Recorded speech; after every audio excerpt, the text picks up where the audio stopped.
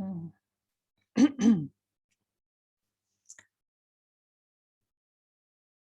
Hello, everyone. Welcome to the Gala webinar series. We'll start in a couple of seconds. We're just letting people log in and take a virtual seat.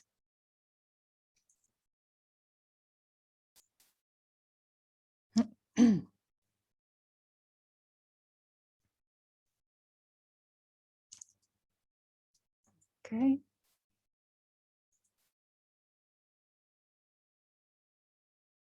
Okay, let's get started. Welcome to the webinar, to the Gala webinar series, apologies. My name is Isabella Massardo and I'm Gala content strategist. And today we have a webinar presented by Tarjama on the emerging world of Arabic localization and machine translation. Unfortunately, Noor Al-Hassan, CEO of Tarjama, could not be with us today, but we are delighted to welcome Noor Hussein, who is Chief Growth Officer at Tarjama. But before we get to the presentation, as usual, some platform info, although you might know this already. You're muted to cut down on noise. And if you experience any technical difficulties, just let me know by using your chat box and I will work with you to troubleshoot. If you have any questions for our presenter, please type them in the Q&A feature. And we will try to get to as many questions as we have time for at the end of the presentation. You can use the chat button on your control panel to chat with other attendees. And you can direct the chat to the panelists or to everybody. And of course, please remember the netiquette. This webinar will be recorded and you'll receive a follow-up email with a link to the recording, and the recording itself will be also published at the beginning of next week on the Gala website. So now, Noor, the floor is yours. Welcome to Gala. Thank you very much, Isabella. Good evening, good afternoon, everyone, and thank you very much for joining. My name is Noor Hussein, not to be confused by Noor Al-Hassan, the CEO and founder of Tarjama. Another complication in the Arabic language is the variety of different names. So my name is Noor Hussein, as I mentioned. I'm the Chief Growth Officer in Tarjama. My background is briefly around organizational growth transformation, a little bit about commercial product development, which is a significant role that I play here in Tarjama around the evolution of our technology products, as well as the design of the digital solutions based on customer-centric personas. I spent most of my career between Europe and the Middle East and played both roles of connecting businesses in Europe with expansion to the Middle East and the other way around as well. I've had the experience and fortune of living and working in multiple countries and locations. I'm myself from Egypt, a native Egyptian. So hooray for anyone who has been to my beautiful country. However, I spent the last 10, 12 years or so in various countries such as the UK, India, Netherlands, and currently talking to you from Dubai in the UAE. So to kickstart the webinar today, what we wanted to do is we wanted to just get a little bit more about you as the audience and try to make sure that this is as engaging as possible. So just trying to understand a little bit about the audience, you should see a poll on your screen right now of which industries are you working in. So it would be fantastic if you can share a bit more with us. So we'll give a couple of seconds. And I hope you don't mind I'm having my post-iftar coffee. You can all grab your own coffees as well.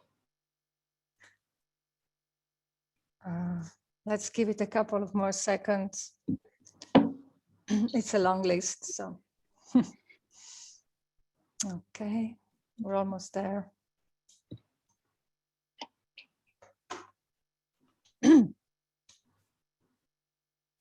Okay. Hello, Satou from France. Bonsoir. Okay, I'm gonna close it in 5 seconds. And closed. Okay, let's see the results. There we go.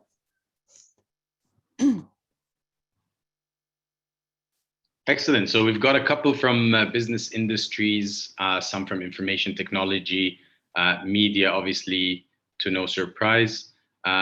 Not enough from finance. They're probably doing Q1 budgets. Retail, some academics as well, and the majority falls in other sectors and other services as well. So it's great to see a lot of the diversity in the audience. Now, before I just jump into giving you a bit of perspective and insights around the beautiful and complex language called Arabic, I wanted to just give you a little bit of a history about Tarjama as an organization, who we are, who we were, and how did our journey get shaped as well. What you can see on the screen is is a brief timeline. So as Tarjama, we started in 2008 in Amman, in Jordan, as a standard language service provider. And with that, we spent 8 years dealing with all of these struggles and the challenges that a standard language service provider might struggle with, particularly in the Middle East. And a big part of that was the accessibility of talent. And more importantly, it was around the ability to find the appropriate CAT tools that can help us a lot with the localization needs that we had for our customers and for the market. In 2016, we had launched uread.com, which is currently the region's largest marketplace for freelancers, for individuals and organizations who wish to access talent on demand.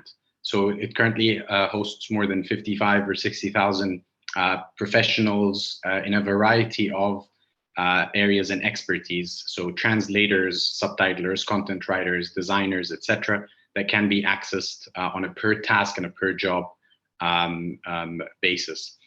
In 2018, we invested and decided to migrate more our investment towards building technologies, and it came from a need to find the right technology and the right solutions to help us that can be geared to our languages, starting obviously with building our first machine translation tool. The challenge with that and the need for that was because a lot of the machine translation tools out there were not necessarily geared towards Arabic language, and a lot of it treated Arabic as a single language. And later on in the presentation, I'm going to share with you why that was challenging and what did we do to try to overcome that. 2019 was all about building customer-centric platforms. So we focused a lot on building a smart multimedia tool called Captions. This is geared more for subtitling businesses and organizations that deal with a large volume of media content, with a focus on speech to text conversion, and obviously integrating our machine translation to enable linguists and subtitlers to quickly time code and translate the content that they need in an effective way. In 2019 was also the year that we launched the first ever MENA-based TMS, or translation management system. The focus for it was to make sure that all of the challenges that our linguists were facing on a daily basis, that they couldn't find solutions for in existing players in the translation management space, was being resolved by that. So we basically saw the problem, and we understood that a lot of times it becomes really difficult for tech providers to customize their solution to each and every region and each and every customer. So we decided to just build a solution ourselves. 2019 was also ended by launching our first cloud-based client portal. And the idea behind it was to enable the customers that don't necessarily want to invest heavily in a CAT tool, but they still want to have their content managed in a smart and effective way. They want to benefit from translation memories, term bases, etc. But from a user perspective, they just want to hand over the content and rest assured that the back end of this content is providing them with all of these benefits and savings. And that's why we launched our T portal for businesses as a B2B subscription, but we also have it accessible for customers online for any consumers who wish to just access instant translations and process their requests online. 2020 was the year of accolades. while we weren't really focused a lot on getting the recognition, Gartner recognized this as one of the top 12 machine translation and technology players. We were awarded in 2020 as the 21st language service provider across Asia Pacific or APAC region. And then we ended the year by being ranked as one of the top 10 most reliable language service providers by Industry Wired. Now, the reason I'm sharing all of this is because our journey did not start on that path. It was shaped along the way by the needs that we saw. Currently, we have a team of more than 35 technical professionals that focus on machine learning algorithms and enhancing our own machine translation and natural language processing, as well as also a team of tech engineers who focus on building and enhancing our solutions there. So we've transformed in a way from trying to offer customers standard services into trying to enable them through technologies and effective workflows to save them time, obviously money, and improve the quality of the output there. Moving on, there's another poll question. Perhaps Isabella, you can share this with the team. Quick question on whether you have an Arabic localization growth strategy in your company, or do you consider having Arabic localization as part of your growth strategy? If you're not part of an organization or an individual, you can answer on whether you have considered Arabic as a way for you to leverage your network or expand your reach. So we'll give a couple of seconds there and I'll have another sip of coffee.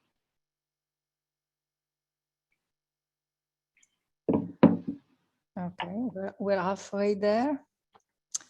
Okay,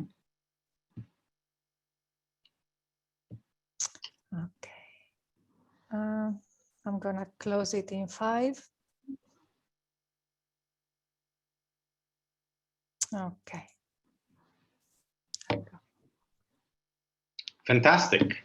So it seems like 74% of the attendees on the webinar already recognize the importance of Arabic as part of the localization and company's growth strategy, which is not a surprise really when you consider and look into marketing teams. Localization is the third most effective growth strategy after advertisement and digital marketing, but it is the most cost effective. It's the number one cheapest growth strategy, because while advertisements and digital marketing require ongoing spend, in many cases, localization can be a one-time investment that allow you to open up a whole new market, particularly for certain industries like e-commerce. So it's great to see that many of you are already on there and perhaps even leading the way in that. So moving on next, what I wanted to just share with you is a quick overview of what are we going to be discussing over the next 15, 30 minutes as well, starting with a bit about the importance of Arabic for businesses, the growing need for Arabic localization, some of the challenges for Arabic localization, and I want to put a caveat there. I might use the word complex or complicated when describing the Arabic language.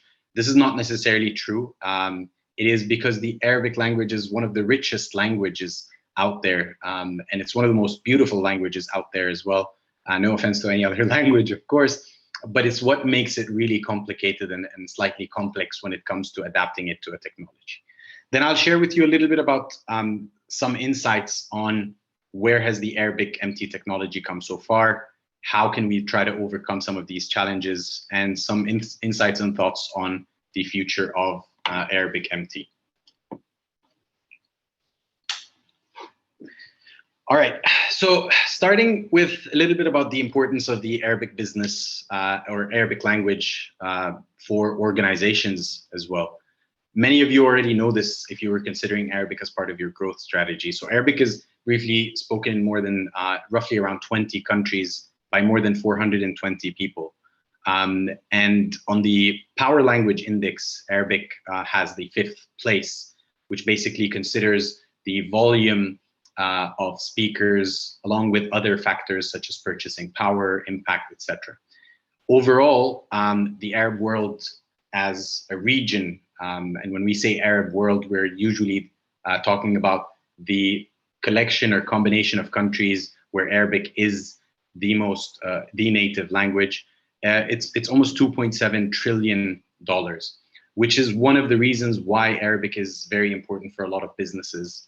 The purchasing power for Arabic speakers is significantly high. If you look at countries like Kuwait or UAE or Qatar, where they're some of the wealthiest countries in the world.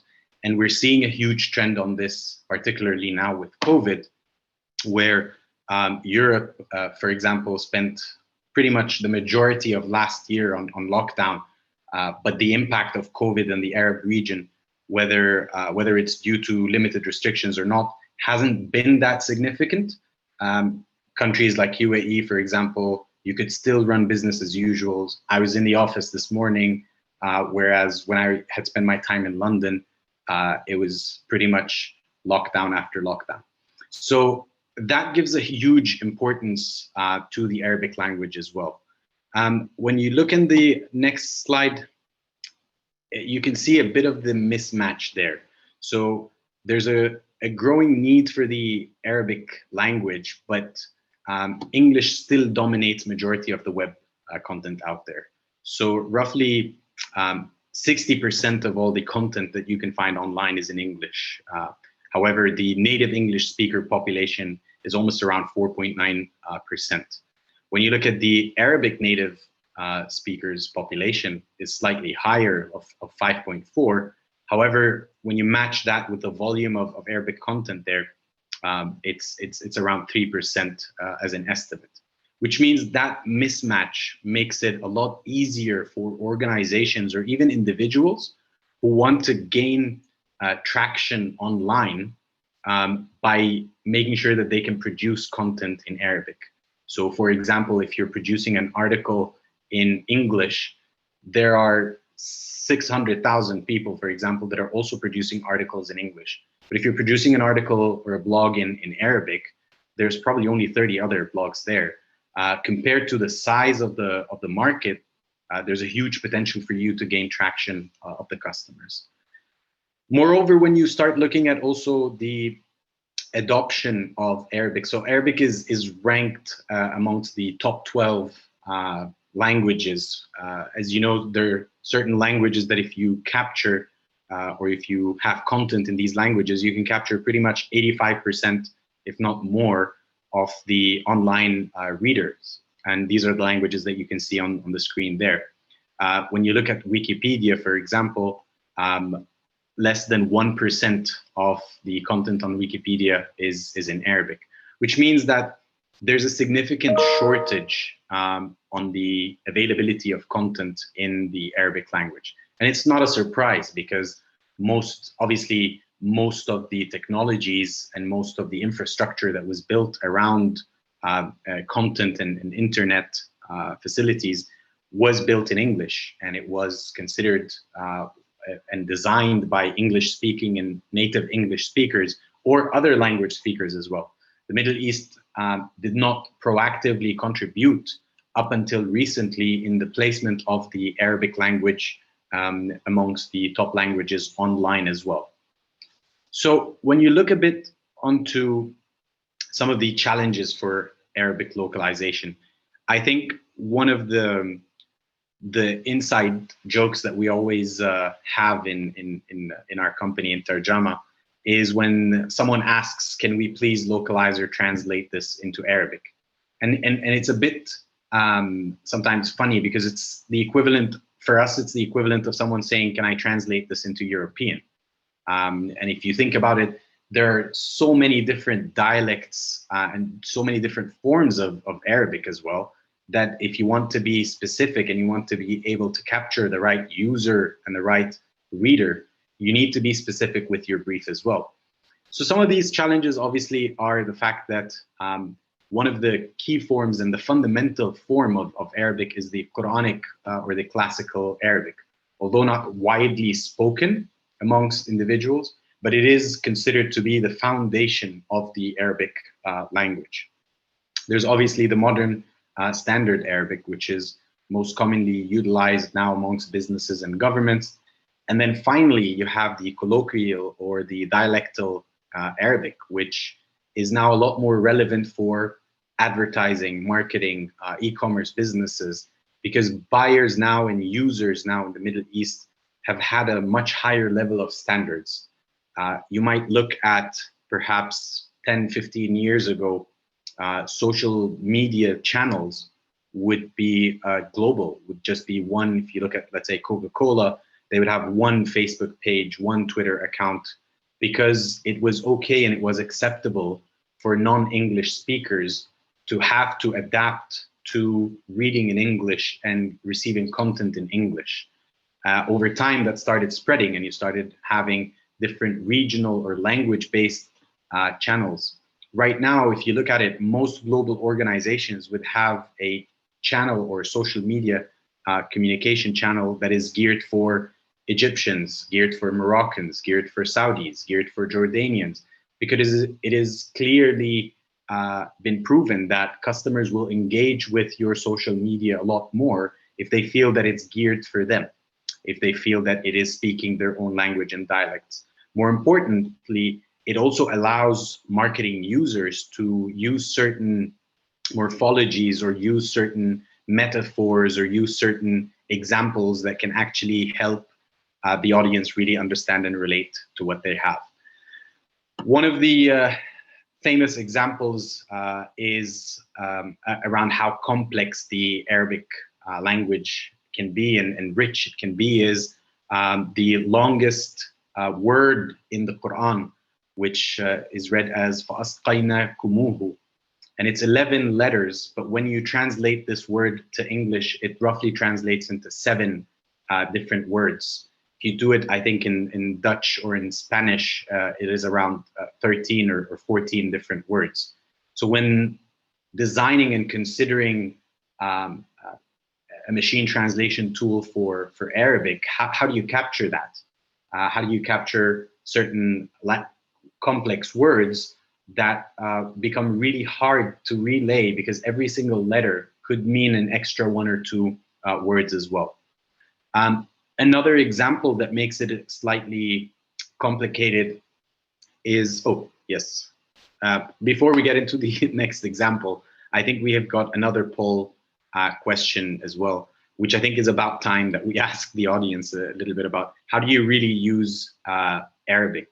So if you're a native Arabic speaker, obviously you can use that. If you're a business and an organization that have localization as part of that, you can just focus on business use. And obviously, if you're an academic, you can focus on academia.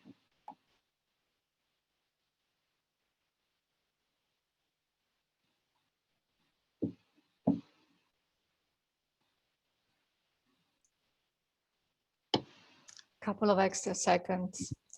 Of course. Okay.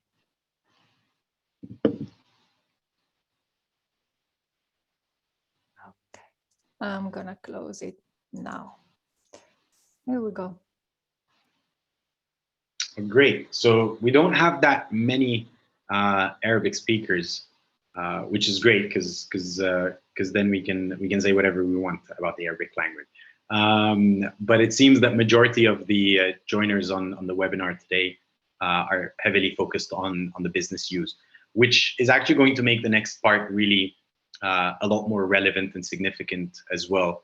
As a native Arabic speaker, some things come naturally to me in terms of the understanding of why and how Arabic gets a bit complex. When looking at Arabic from a business perspective, there are certain nuances that we can share that will really help and highlight a little bit about what could be also the areas that we should and want to consider.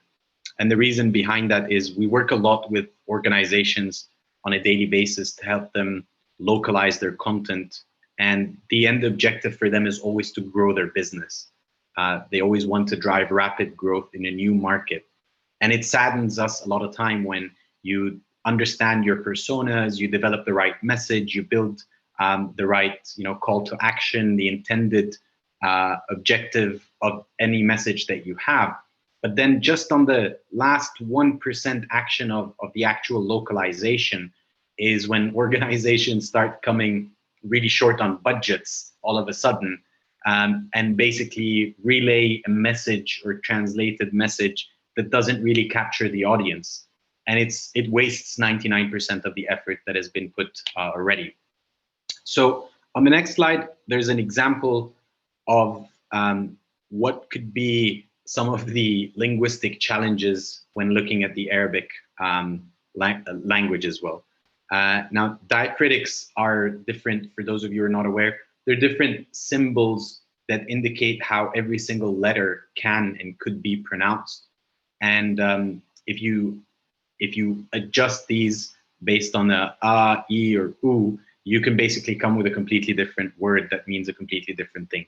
This is a very famous line from a famous ancient Arabic poet, Al-Mutanabbi, and he is bragging about his mastery of the Arabic language and the ability to use the same 3 or 2 letters to create 5, 6 different words that will hold completely different meanings. And if you look at the screen, you will see the first 4 words or 5 words of each verse are exactly identical. But when you would read them, and I hope I do them justice, it would read, it's Abul Tayyib al-Mutanabbi, someone who's asking who's the author. It's Abul Tayyib al-Mutanabbi. He's a brilliant, brilliant poet. And looking at the verse there, it reads as ألم ألم ألم ألم بدائه إن أن أن أوانه. And you could see those very different small variations, which might have sounded a bit like nonsense for many of the attendees there.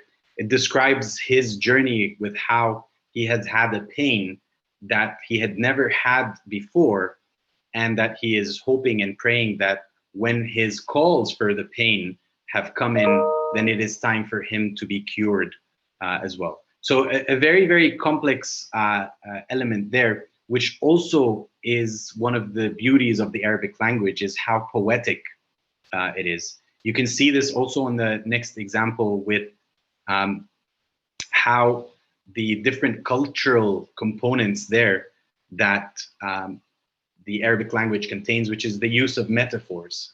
Now, the use of metaphors is something that happens in every language and in every culture, but it's not as extensive as in the Arabic language as well. The use of metaphors is not used as a way to emphasize your meaning as it would be, for example, in English or in French or in Spanish. It is, in many cases, the meaning itself. So, for example, if you look at the example on the left, كل سنة وأنت سالم, if you literally just translate that, it means every year you are healthy. That's fine, but it actually translates to happy birthday. That's what it means. The other example, على راسي, which is a very famous expression from the Levant region, and it literally means on my head. But when you would just say that, immediately the individual you're speaking to would understand that it means I would do anything for you. And these expressions are on a day-to-day basis. The other day, I was back in Egypt, and I missed how complex it is to order coffee from someone in a coffee shop, because you would start the conversation in complete metaphors. And my partner, who's not a native Arabic speaker, would be baffled at why do you call each other Habibis all the time? Why does the waiter have to say, I will do anything for you and I will die for you just because you're ordering coffee? It's just because the language is so rich and the use of metaphors is so ingrained in the day-to-day conversations that you would have to consider this when you're trying to really reach and capture more users for your product or for your marketing as well. And if you use it right, then the engagement that Arabic speakers get is phenomenal, because for so long, Arabic readers and Arabic users have not been used to seeing global brands in particular engage with them in their own dialect. And there are multiple examples of how Liverpool Football Club from the UK, when they wanted to engage their audience, they used an Egyptian sentence on one of their social media channels, and I think over a matter of weeks, their following was even larger than their UK followers as well, because Arabic speakers could see that this is great that a brand is actually trying to invest and speak to us in our own dialect as well. Now I'm gonna be quiet a little bit, and maybe Isabella, you can take us through the next poll question, just so that the audience can hear a different voice. Right. So here we go with poll number 4. How often do you use MT, machine translation? Never, rarely, sometimes, and always. Let's see. The number goes up very quickly. I guess people know the answer to that one. Yes. Okay. There might also be people who haven't decided yet whether they're going to use machine translation for Arabic. Okay, we're almost there. And okay, 1, 2, and 3. Okay, here we go. Excellent. So majority of the participants sometimes use machine translation, and followed by rarely as and always as the next one. I mean, that's understandable. I think from my side, my use of machine translation, aside from my business, so aside from a work perspective, on a personal note, is quite frequent, just because I'm always very interested in trying to understand how accurate is the translation going to be. There's a closing remark that I will mention at the end around whether the accuracy of machine translation is something that we should be looking at or not. But from where has the Arabic machine translation technology come so far? Yes, I will share that question. So one of the things that are most important when looking at machine translation, with all of the complications and the richness of the Arabic language, when you're trying really to invest and build in a machine translation technology or train an NLP model, there are big challenges that we saw out there. This is what really led us into investing and building our own machine translation. One was most of the machine translation tools or systems out there, or at least the most commonly used ones, are crowdsourced. Now, this might be acceptable if you have a single speaker base. So it is okay to crowdsource, maybe, for example, Italian. And Isabella there might have a lot of examples or opinions on that, because most of your Italian speaking base are geographically and dialectically close to each other, relatively. Of course, there will be differences in the North and South dialects, etc. But when you compare the dialectal difference between Morocco, for example, all the way to the Gulf, it becomes really difficult to depend on a crowdsourced machine translation tool for the Arabic language, because it means that there is much liabilities, etc. It was also very clear that it was not, generic MT models are not domain specific, right? So if you look at an example of the word condition, if you're translating that word in a legal domain, it's very different than if you're translating it in a healthcare domain, very different if you're translating it from an e-commerce or a retail domain. And when you're treating machine translations as a one size fits all, then you start questioning the quality of the machine translation. But by having a more domain specific focus, it allows you to reduce a lot of these errors. It's not just about training your machine, but it's also about making sure that your users are going to the correct domain and understanding of the differences in the domain. The third challenge when building an MT one was about dialects. So it's about the consideration that a single word in one language might mean something, in another language it might be an offense, or in another dialect, apologies, it might be offensive to use that. So when you try to crowdsource and keep them as generic MT models, it becomes really difficult to factor that. And obviously, as someone has correctly mentioned on the chat, is there's a lot of security threats, and there's the famous case of the Japanese organization that had found that their legal team was using Google Translate to translate some sections or portions of their contracts, and by virtue of doing that, they have breached all of their contracts because they have shared the content of the contract with a third party, being Google. So it's not just about the legal risk and the security risk and threats, because a lot of organizations may consider this as a byproduct or a by risk that they're willing to take. But it's also about the fact that when you're looking at the Arabic machine translation, we mentioned already that the volume of content is fairly limited, which means that there's an insufficient amount of data already out there. And most of you would know that data is the fuel for any machine translation tool out there. So these were all factors that were things we've observed and we have seen when we were using other CAT tools, led us into really trying to consider them when building our own machine translation engines and machine translation tool. Now, some of the challenges we tried to really overcome was the importance for us to understand and educate our customers as well on the difference between a correct translation and a good translation and transcreation. And for those of you who are not familiar with the term transcreation, transcreation is creative translation. And it's a lot more useful and a lot more powerful for client-facing content. So if you are localizing your website, you're localizing your sales or marketing collateral, it is important really that within your brief, you're not asking for translation, but you're asking for transcreation. Because when someone is saying our product will come and join us and soar into the skies, you don't really want them to believe that they're going to fly and soar into the skies with you. You want them to understand what the meaning behind it is.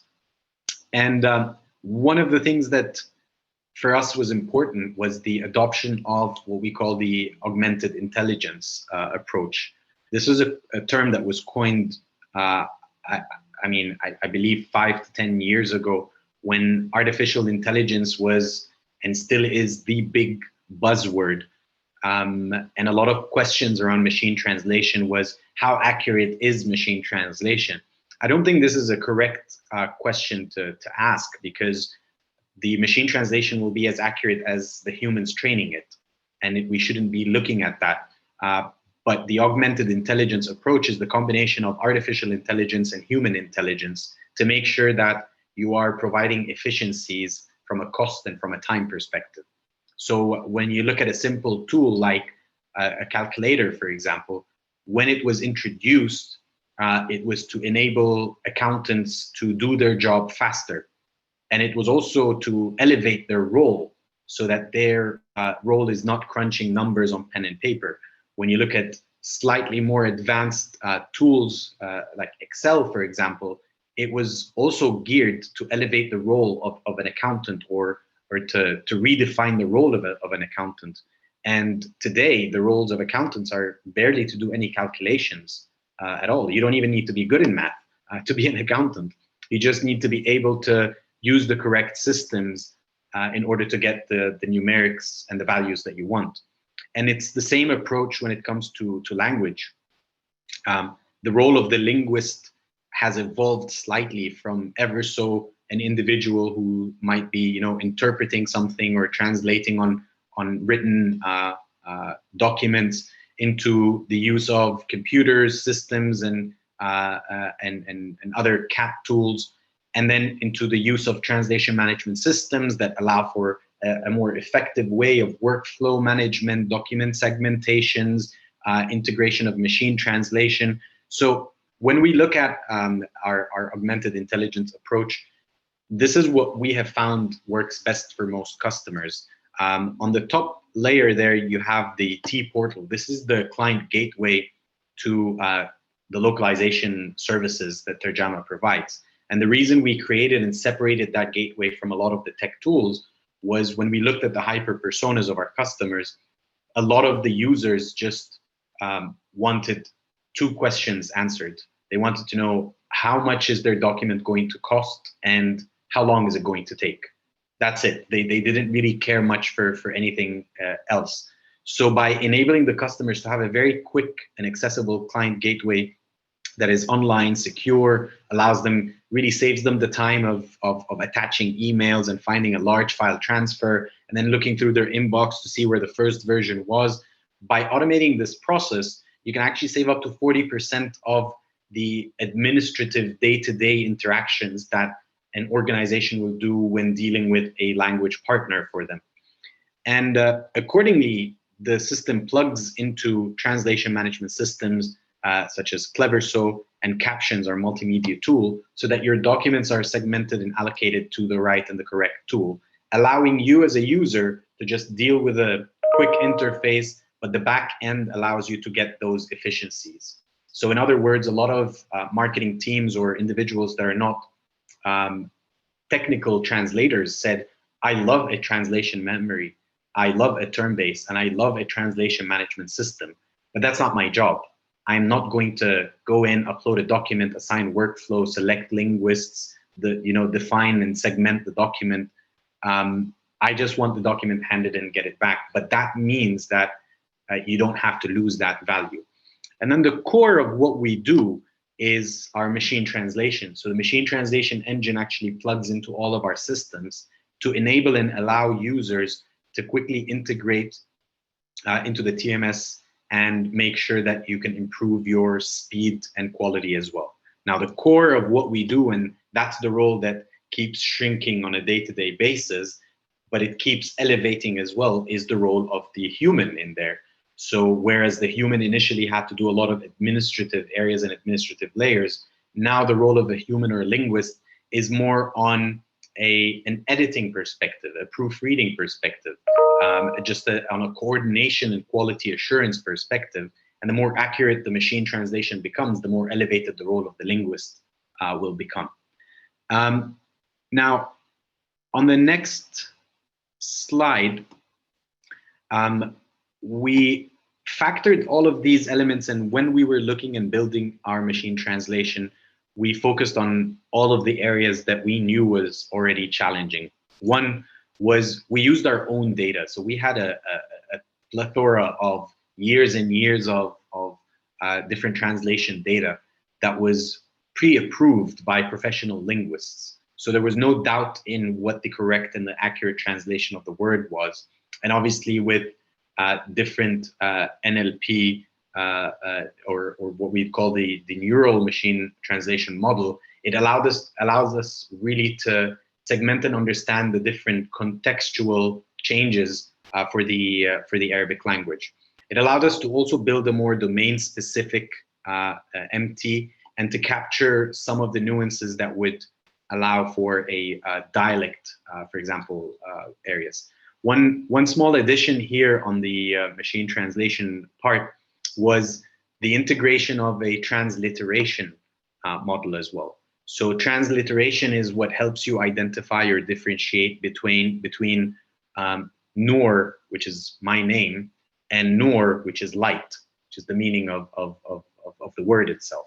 So how can you make sure that if I have a Noor Consulting Limited, it doesn't translate into Light Consulting Limited, for example? So a lot of these different nuances were really critical into the accuracy of our machine translation. And as you can see on the next slide, when we started then benchmarking our solutions on a domain-specific element, so when we started focusing more on the legal and the finance domain, we could see significant improvements just by making sure that the data there is accurate and the data there is just domain-specific compared to some of the other players out there. So this is based on the blue score of each of the domains. When you look at, for example, a business, it was still a significantly positive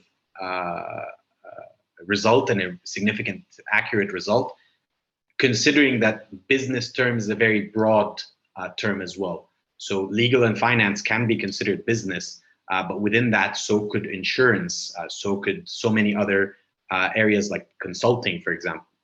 On the healthcare domain, the challenge there was the accessibility of data. So again, came the challenge of the shortage of data, made it much harder to improve the accuracy of the data and accuracy of the result. But with limited investment from our side, we could actually really improve the quality quite significantly. Now, on the next slide is a couple of thoughts on the future of Arabic MT. Now, some of the things that are important, and we've summarized here, is we know that Arabic is not one language. So in future, one of the things that we are clearly forecasting is that the market will be educated enough to understand which dialect would they like to get their content into. And accordingly, which dialect would they like to purchase or to use their machine translation for. In future, we also forecast that domain-specific MT will become the norm. So we've already started this with a lot of e-commerce and a lot of organizations where we've trained their own machine translation. So we've taken our standard machine translation, taken data from the customer, and just trained the machine.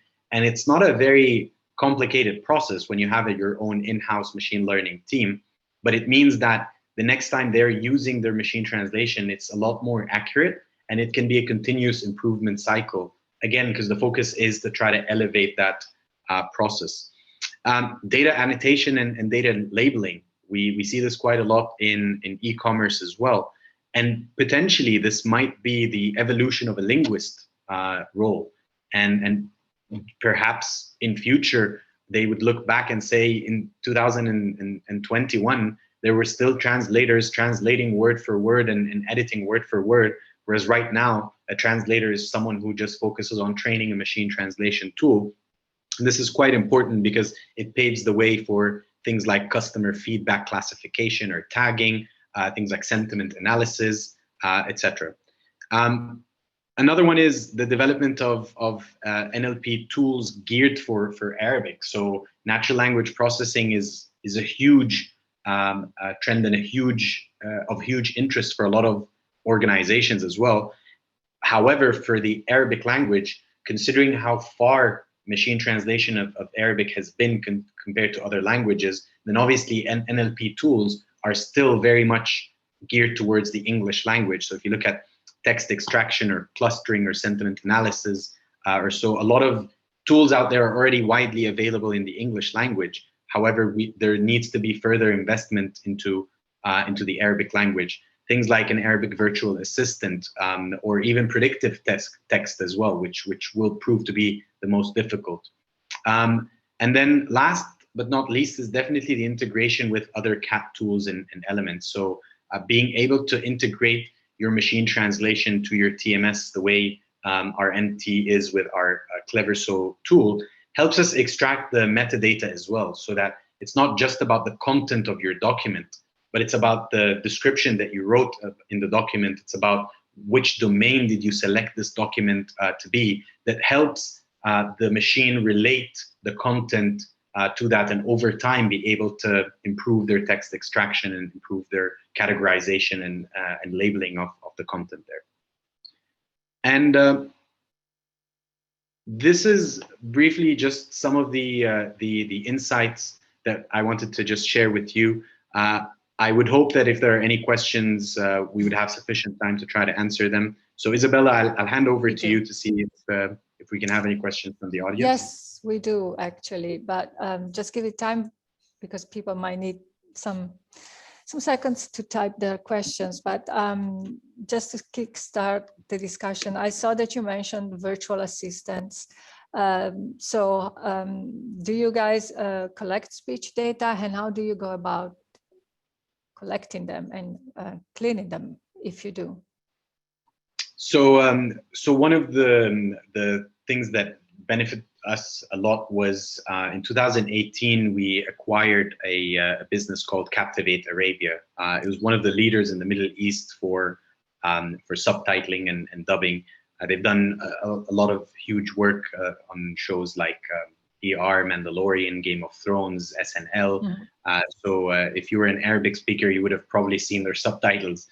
And that came with a variety and a huge amount of data that really enabled us to invest and focus more on the captions tool building. So from a speech to text recognition, what was really important was trying to understand not just what the current status is of the data that we have, but how can we build up on this data as well. So for example, how can we help be able to extract or recognize gender from the data as well, or how can you potentially extract the age of the speaker from the data as well.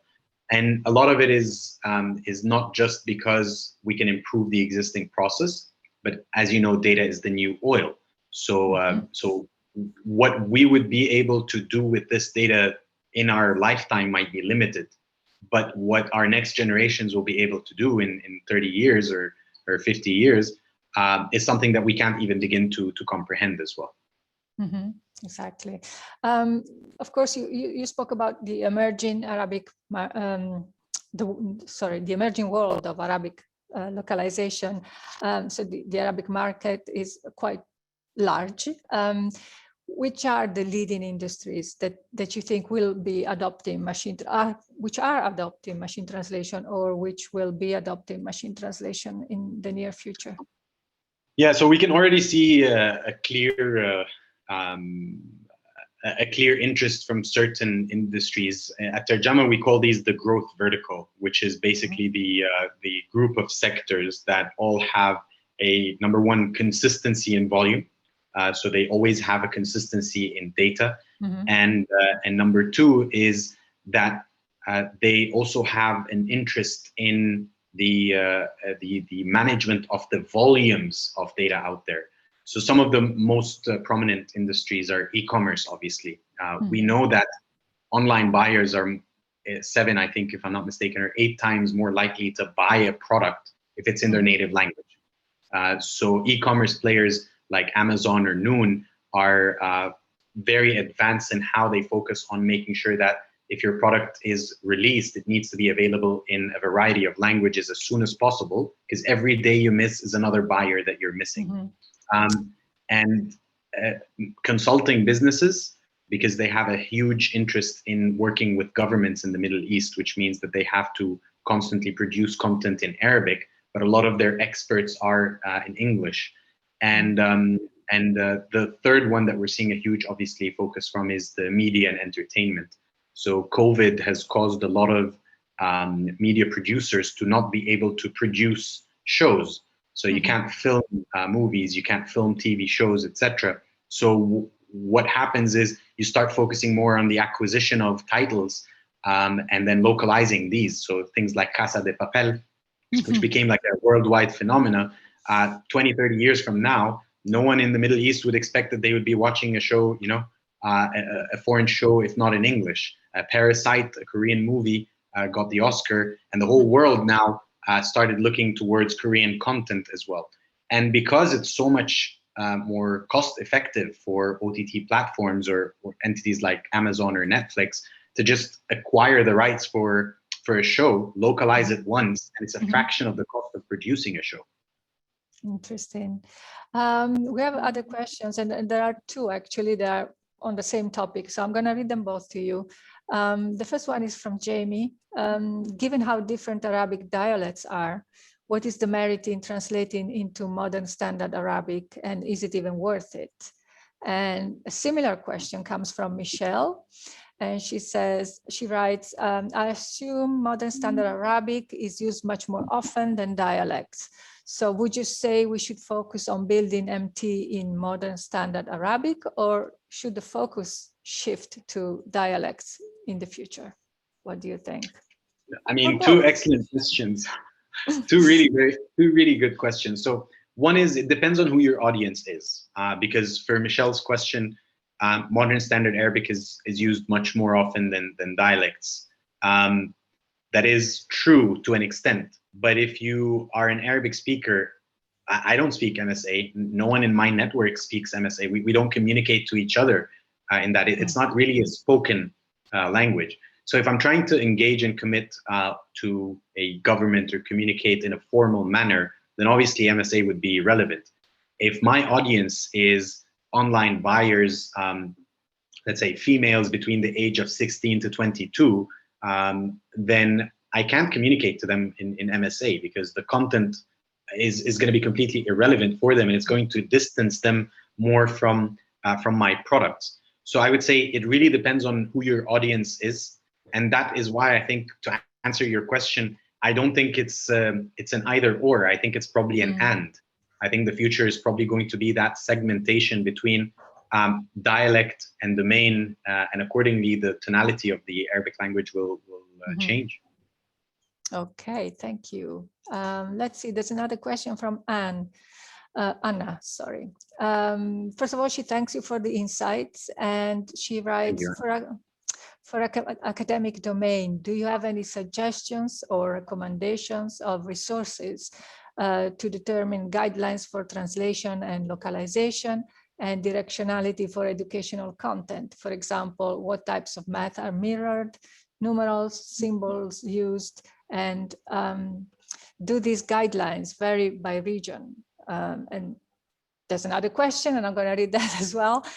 Do you or any other MT tools capture deal with those needs? So it's a long. Sorry, what was the second question? Sorry. The last question was, do your tools or any other MT tools capture and deal with these needs of guidelines for translation, localization, directionality for educational content, and so on?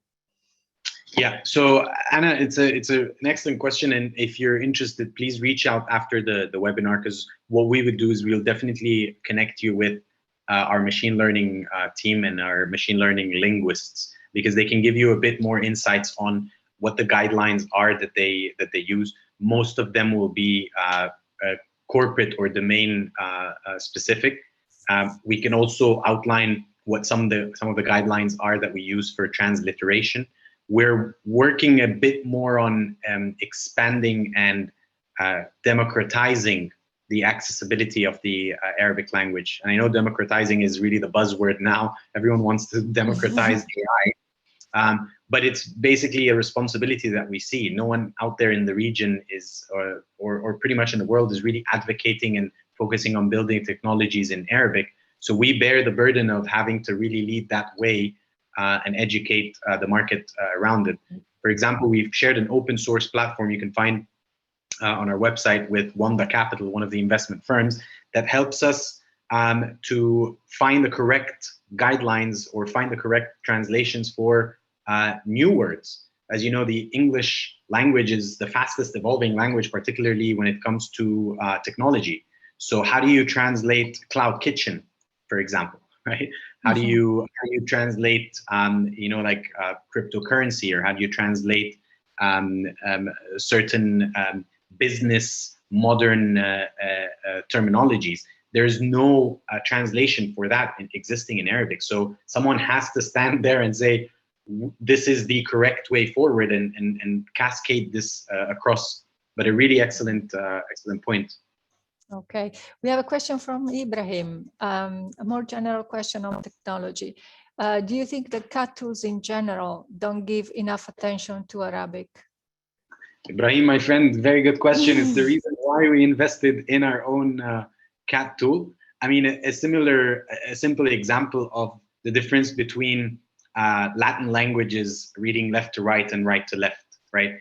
When building a CAT tool, somewhere in Europe or North America, this wouldn't necessarily always be something that you would factor in, even though the understanding of the nuances of that is not going to be considered. So that was something that was critical for us. For example, the use of commas in the English language is not the same as in the Arabic language. You don't use commas as often in the Arabic language. You would always use wa, which is and.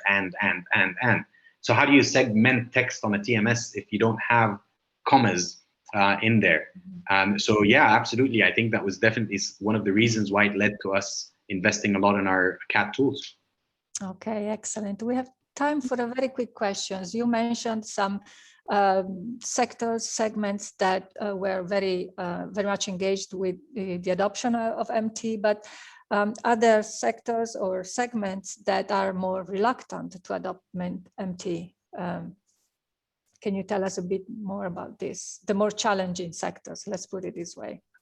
Yeah, no, absolutely. And so I think the challenge with machine translation in the Middle East is also the reputation. Whenever you're communicating with any business, they always associate machine translation with Google Translate. And as much as Google Translate is a brilliant tool that helps millions of people, but it has really damaged the reputation of machine translation because it became the equivalent of low quality translation as well.